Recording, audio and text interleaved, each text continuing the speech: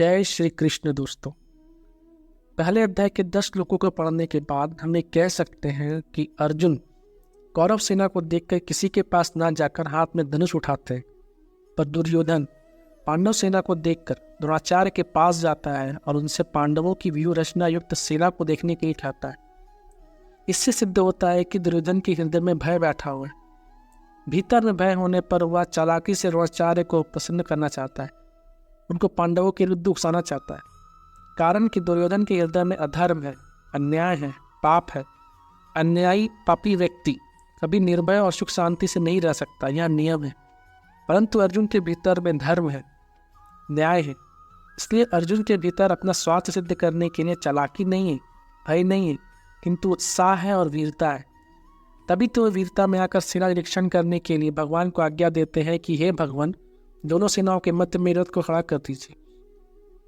इसका तात्पर्य है कि जिसके भीतर नाशवान धन संपत्ति आदि का आश्रय है, आदर है, और इसके भीतर अधर्म है, अन्याय है, दुर्भाव है, उसके भीतर वास्तविक बल नहीं होता।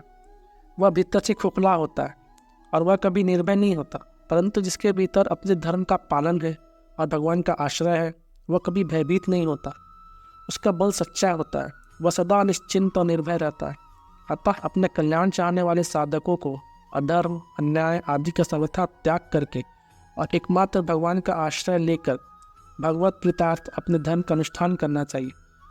भौतिक संपत्ति को महत्व देकर और संयोजन सुख के लिए प्रलोभन में फंसकर कभी अधर्म का आश्रय नहीं लेना चाहिए, क्योंकि इन दोनों से मनुष्य का कभी हित नहीं हो सकता, प्रत्युत अहित ही होता है।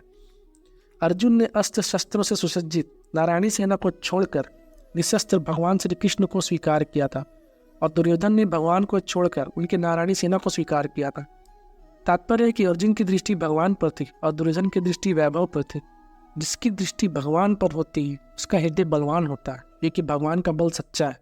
परंतु जिसकी दृष्टि सांसारिक वैभव पर होती है उसका हृदय कमजोर होता है, क्योंकि संसार का बल कच्चा है।